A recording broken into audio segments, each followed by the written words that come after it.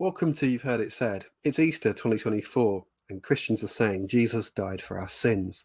That's a very frequent Christian saying. But what on earth does it mean? Now, it's striking, I think, whether you're a Christian or not, the crucifixion has had a massive impact on our culture and our civilization.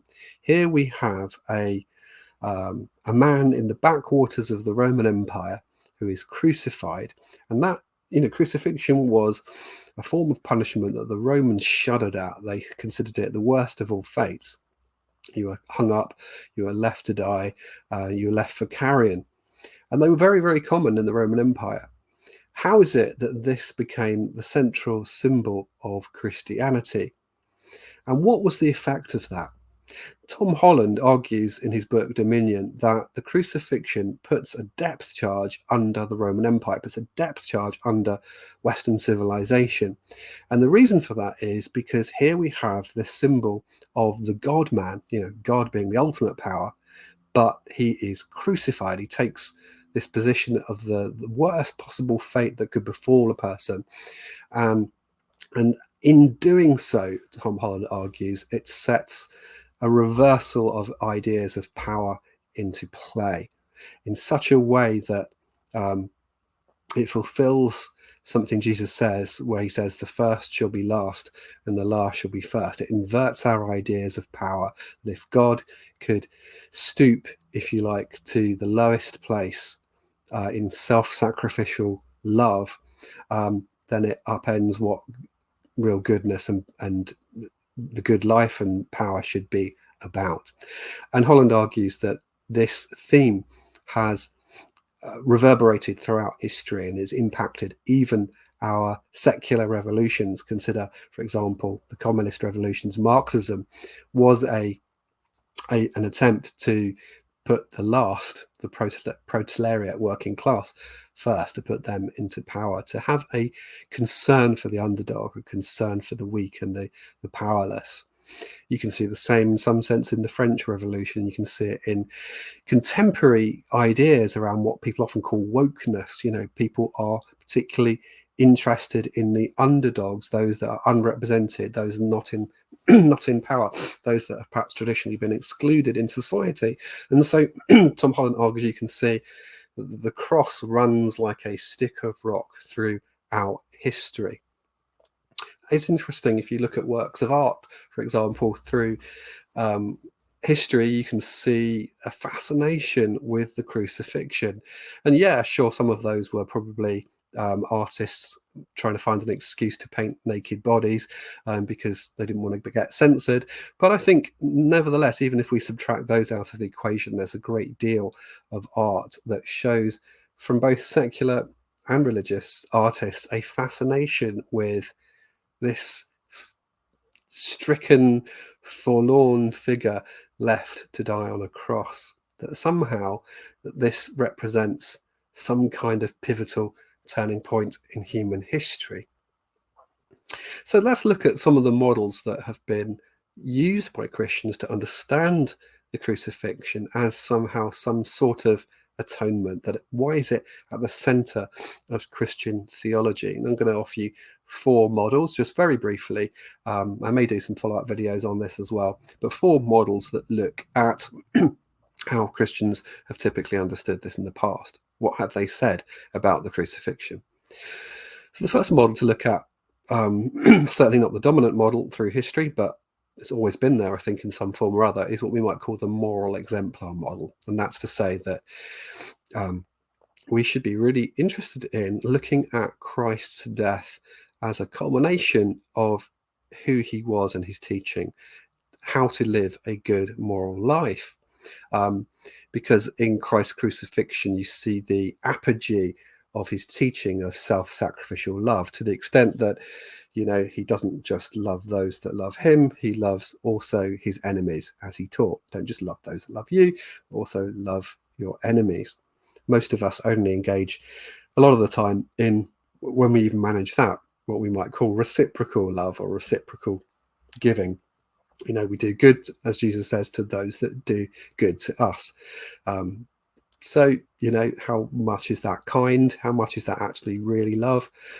Jesus says, well, even the tax collectors do that. They're kind to the people that, they can make money out of. So actually, what is real love? Is it simply loving ourselves and our own, or is it loving anyone and everyone? And I guess the moral exemplar theory would say, here we have an example of the good life is to give self-sacrificial love, not literally necessarily going to a cross, but to give our lives for others' sake. So I think it's very powerful as a theory. I think it definitely needs to be in any meaningful Christian theology, but it has its issues as well. So if we say that's all that the crucifixion was about, then we might ask the question, well, what about all the other great exemplars through history? Why particularly focus on Jesus? What makes that unique? I mean, we've got great examples, the Buddha, Socrates, Martin Luther King, Rosa Parks, the list is endless, So what is it that's unique about Jesus and Jesus's self-sacrificial love? Is it that he is divine? That's, of course, the claim that Christians will make. Now, I guess the other aspect of that is, where do we get the way of uniting ourselves back with God, which theories of crucifixion and atonement often want to offer? The New Testament, for example, is often wanting to stress some sort of vicarious nature of Jesus' death, that somehow Jesus' death affects a reconciliation with God, not just at a moral level, but at a deeper level of our being, such that we are forgiven, such that we are brought back into communion with God. How does the moral exemplar theory do that, is a question we might ask. And I think there are ways in which the moral exemplar model can draw people into a connection with God. So Christian theology has tried to answer that in the past. I might do another video on that, but very often it lacks that vicarious element. So that's one thing that Christians have often said. Another model we could mention is what we might call the ransom theory. So that's been very common in the early church. It's not the only model in the early church, as is often claimed, but it is a common model. The ransom theory is this idea, sounds a bit strange to our modern ears, but this idea that we are slaves to sin and slaves to death, and of course, often in ancient theology, slaves to the devil, which may or may not be symbolic, just mere symbolic of evil, but that we are slaves somehow to powers that control what we are like. And the ransom model suggests that Christ has somehow bought us back from these slave owners. It's the language of the Roman slave market, that we have been ransomed at a price, bought back and brought back to God through Christ's sacrificial death. Now, that model clearly doesn't explain any mechanism for how that works. We might ask still, okay, how does that work? But it is a kind of motif or a metaphor that is used quite commonly. Now, we might ask the question as well, okay, so it's meant to kind of bring us back to God. It's meant to pay off the debt to these powers of sin and death, but how does that work? I mean, is sin and death somehow, are these agents? Are these personal agents? Or are they metaphors? If they're metaphors, then how do you pay off a metaphor? Or is it some dynamic like sin and death working in human nature? How does that work? Who is being paid in that metaphor? So I think that might be an example of people trying to stretch metaphors too far, but it is a motif that's there in the New Testament and also in Christian theology. Another thing Christians have said about the crucifixion, the work of Christ, is that of what we call Christus Victor, which is similar to the ransom model. It just simply says, in addition, that Christ has, in his death, become victorious over all the kind of powers of the world, powers and forces of evil, and victorious also over our own sin and so forth. And he emerges as victor, goes through the same life that we've gone through in all its stages, and has come out the other side the victor. And in so doing, in some way, this also brings us into that shared victory over sin, death, etc.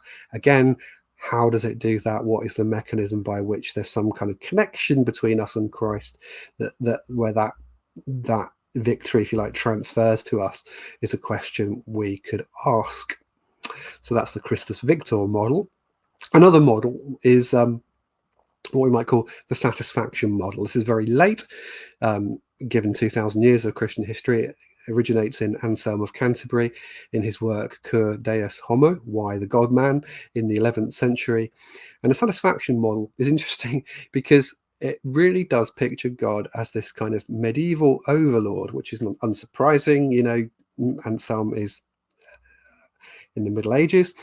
And in his model, Christ dies in order to offer a satisfaction to God's besmirched honor, in a sense. It's not that God is somehow punishing Christ himself. God's not doing the punishing. It's just that Christ is offering himself up to an offended overlord. And there's a little bit, you know, maybe that does, we could say,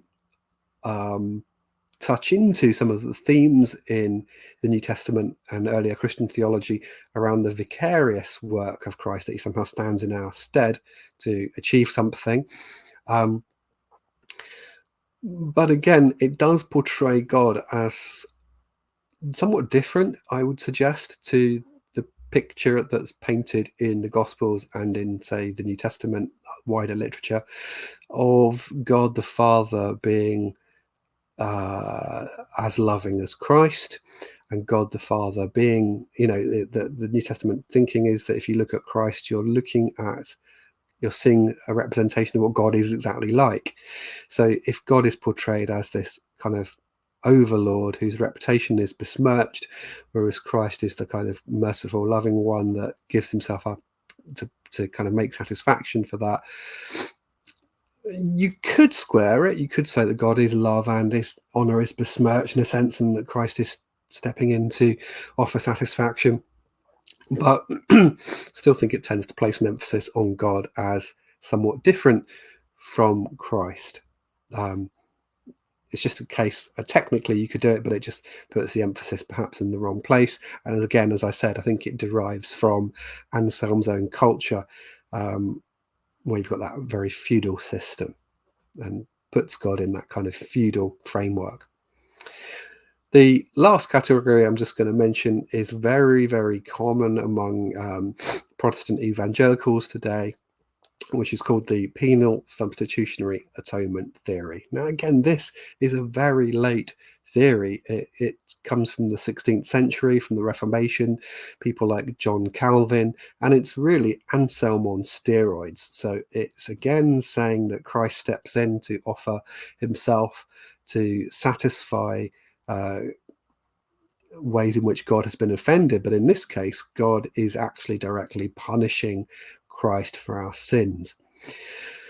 And I would suggest this takes the problems with Anselm's theory and magnifies them, in the sense that it portrays God, I would suggest, almost as an abuser of Christ, so that Christ is merciful. Christ chucks himself in front of the bus of God's anger and wrath. And I don't like that picture. For me, it splits the Trinity.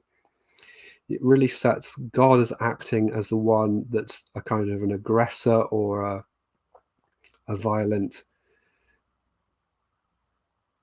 seeker of getting things paid back, like a kind of, almost like you've got the picture here almost of like God being like an abusive father in the home, and Christ being like the wife that tries to protect the children and kind of steps in and says, no, don't don't hurt them. I'll take the brunt. I'll take the anger for them.